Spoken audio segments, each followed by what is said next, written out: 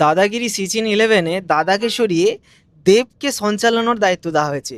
অনেকেই কমেন্ট করছেন যে দেব তোতলা, কথা বলতে পারে না, অভিনয় পারে না, তাকে কেন সঞ্চালনার দায়িত্ব দেওয়া হলো? তো এই বিষয়ে আমি কিছু বলতে চাই। জানি না আমার এই ভিডিওটা দেব দেখবে কি না, দেখবে তো না, যাই হোক। তবে আমি আমার মতামতটা রাখতে চাই, তবে অবশ্যই আপনারা কিন্তু মতামত জানাবেন যে দাদাগিরির জন্য সবচেয়ে ভালো কে ছিল, বা কাকে বেশি আপনাদের ভালো লাগতো, দাদাকে নাকি এখন দেবকে ভালো লাগছে। ঠিক আছে, এবার কাজের কথায় আসি। তো দাদার জায়গায়, সত্যি কথা বলতে, দাদার জায়গায় কিন্তু কেউ নিতে পারবে না। দাদা কিন্তু দাদাই, দাদার জায়গায় কেউ কোনোদিনও নিতে পারবে না। কিন্তু আমি মনে করি যদি প্রথম থেকে দাদার বদলে দেব সঞ্চালনার দায়িত্ব, মানে সঞ্চালনা করতো, তাহলে কিন্তু আমরা দেবকে ভালো বলতাম। আজ 10 বছর পরে দেবের বদলে যদি কাউকে নিয়ে আসা হতো, তখন আমরা এটাও বলতাম যে না, দাদাগিরির জন্য দেব কিন্তু সেরা, অন্য কাউকে ঠিক মানাচ্ছে না।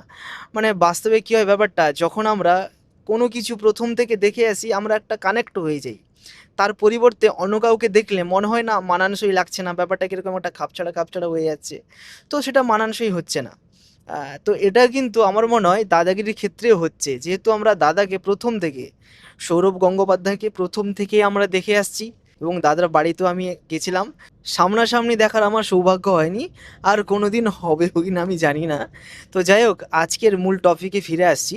দেবকে কেন দাদাগিরির সঞ্চালনার দায়িত্ব দেওয়া হলো, এর প্রশ্নের উত্তর জানার জন্য যিনি দেবকে নিয়োগ করেছেন উনার সঙ্গে কথা বলতে হবে। তাছাড়া তো আর কেউ বলতে পারবে না যে দেবকে কেন নিয়োগ করা হলো।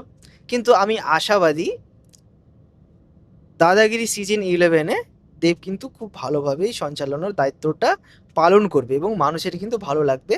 তবে শুরুর দিকে হয়তো মানুষের ভালো লাগছে না, এটা কিন্তু ক্রমাগত যদি চলতে থাকে, একটা সময় দেবকেও কিন্তু আমাদের ভালো লাগবে। ভিডিও শেষ করার পূর্বে দেবকে সিজন 11-এ সঞ্চালনার জন্য অনেক অনেক শুভেচ্ছা এবং ভালোবাসা জানাই। দাদা তুমি ভালো থাকো, সুস্থ থাকো। তোমার উপস্থিতি সবাইকে বিশেষ করে তুলবে। বেশি কিছু আমি আর বলতে চাই না। ভালো থেকো, সুস্থ থেকো। লাভ ইউ দাদা।